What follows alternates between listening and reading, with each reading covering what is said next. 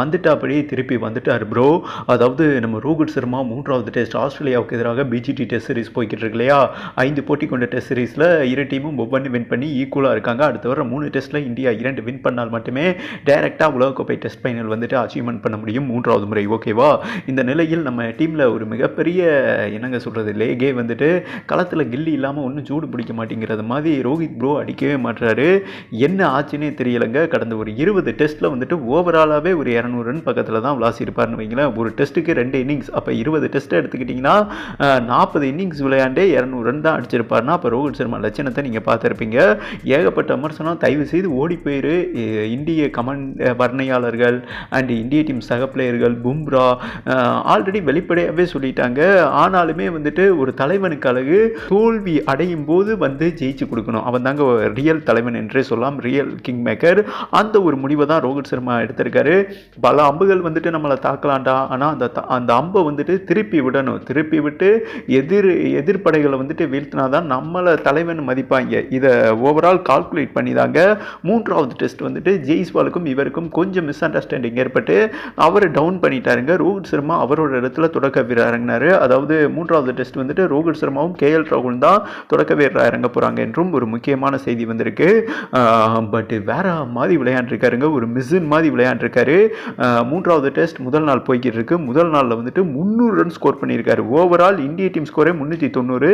தனி ஒரு மனிதனா 300 ரன் அடிச்சிருக்காருங்க. குறைந்த பந்தில், அதாவது ஒரு 143 பந்தில் வந்துட்டு 300 ரன் ஸ்கோர் பண்ணியிருக்காரு. T20 ஃபார்மேட்மா தான் விளையாண்டாருங்க. IPL வைப்பு நெருங்கிருச்சு இல்லையா, அந்த வைப்பில் ஆஸ்திரேலியா பவுலர்ஸை வறுத்து எடுத்துட்டாரு ஆஸ்திரேலியாவோட ஏ டீமை. மேலும் பார்த்தீங்கன்னா ரோஹித் சர்மா இறக்கமின்றி அடிச்சாருங்க. ஏறத்தாழ 20 சிக்ஸர் வீசியிருப்பாருன்னு வைங்களேன். பவுண்டரி கம்மி தான், ஒரு 5-6 பவுண்டரி தான் தட்டியிருப்பாரு. 20 சிக்ஸர் தெறிக்க விட்டாரு. அண்டு ஒரு சிக்ஸர் அடிச்சிருப்பாருங்க. டேக் ஆஃப் முட்டி போட்டு வந்துட்டு லெக் சைடில் நேத்தன் லைன் ஓவரில். ஓகே, அது வந்துட்டு என்ன ஆகும்னா டேக் ஆஃப் சிக்ஸர் போயிருக்காது. அங்கே தான் ஒரு மிகப்பெரிய முரட்டு சம்பவம் நடந்ததுங்க. ஃபீல்டர் வந்துட்டு அதை டைவ் அடித்து பிடிக்கணும்னு சொல்லிட்டு டைவ் அடிப்பார். பந்து வந்துட்டு என்னங்க சொல்கிறது, இந்த பவுடர் இருக்குது பார்த்தீங்களா, அந்த உதட்டை கீழே அந்த இடத்துல அடித்து ரத்தம் பொலன்னு ஊற்றி கேராகி விழுந்துட்டாருங்க. முதலுதவி கொடுத்து பார்த்தாங்க, எந்திரிக்கல. அப்புறம் ஸ்ட்ரெச்சரில் தூக்கிட்டு போனாங்க. ஆம்புலன்ஸ் வழியாக மருத்துவமனைக்கு கொண்டு போயிட்டாங்கன்னு வைங்களா. அது களத்தில் ஒரு மிகப்பெரிய பதற்றம் ஏற்பட்டுச்சு. ஆனால் இவர் பற்றி எரிந்து கொண்டிருந்தார் என்றே சொல்லலாம். எவன் எக்கெடு கெட்டு போங்களா, 3வது முறை இந்தியா உலகக்கோப்பை டெஸ்ட் ஃபைனல் போகணும், அதோட என்னோட கெரியரை நான் முடிச்சுக்கிறேன். அந்த இலக்கில் வந்துட்டு மிஷின் மாதிரி ஒரு மின்னல் மாதிரி இடித்தார் என்றே சொல்லாங்க. மின்னல் ஒரு மனுஷன் மேலே பட்டுச்சுன்னா அவ்வளோதான், சாம்பல் ஆயிடுவான்.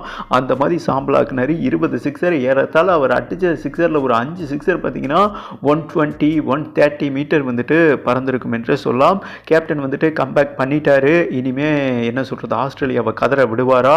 அண்டு ஆனால் ஜெய்ஸ்வாலை வந்துட்டு கொஞ்சம் ட்ராப் பண்ணது வருத்தமாக இருக்குங்க. ரோஹித் சர்மா அந்த இடத்துல வந்துட்டு இறங்குறாரு. கொஞ்சம் வெறித்தனமாக இருக்கார். ஓகேவா, கண்ணிலேயே கலவரம் தெரியுறாங்கிற மாதிரி தான் தெரிவிக்க விட்டுருக்காரு என்றே சொல்லலாம் நம்ம ஹிட்மேன். கேப்டன் வந்துட்டு இந்த மாதிரி பவர்ஃபுல்லாக விளையாண்டாதாங்க டீமில் இருக்கும் சக பிளேயர்களுக்கும் வந்துட்டு ஃபயர் பற்றிக்கிறோம். அந்த மாதிரி பற்ற வச்சிருக்காருன்னு வைங்களேன். அண்டு ஆஸ்திரேலியா பவுலர்ஸ் வந்துட்டு ஆட்டி போயிட்டாங்க. எல்லா பவுலர்ஸையும் நாசக்கேடு பண்ணிட்டாருங்க. மிகப்பெரிய சேதாரம் ஏற்படுத்திட்டாரு. இப்போ எப்படி மழை வந்து தமிழ்நாட்டை சேதப்படுத்திக்கிட்டு இருக்கோ அந்த மாதிரி சேதாரப்படுத்திட்டாரு. ஆஸ்திரேலியா மண்ணில் ரோஹித் சர்மாவோட ஒளி பறந்தது என்றே சொல்லாங்க. விசில் ஆனால் பறந்தது. ஓகே, அதாவது ரோஹித் சர்மா சரியான நேரத்தில் கம்பேக் பண்ணியிருக்காரு. முச்சதம் அடிச்சிருக்காரு. ஓவரால் இந்திய டீம் ஸ்கோரே 390. இவர் வந்துட்டு 300 ரன் அடிச்சு நாட் அவுட் பேட்ஸ்மேனாக இருக்காருங்க. டிசம்பர் 14ஆம் தேதி, அதாவது நாளைக்கு தான் வந்துட்டு இந்தியா ஆஸ்திரேலியா 3வது டெஸ்ட் பிரிஸ்பனில் ஃபைட் பண்ணுறாங்க. இன்றைக்கே வந்துட்டு அவர் பால் பன் போட்டார். ஏன்னா பயிற்சி ஆட்டம் நடந்துக்கிட்டு இருக்கு. ஓகேவா, அந்த பயிற்சி ஆட்டத்தில் தாங்க ஆஸ்திரேலியாவை பதறப்பட்டிருக்காரு என்பது குறிப்பிடத்தக்கது. அந்த பிளேயர் இன்ஜுரி ஆனார் பார்த்தீங்களா, அவர் நல்லபடியாக மீண்டு வரணும். நாம் அனைவருமே ஆண்டவனை ப்ரே பண்ணிக்கலாம். ஓகே.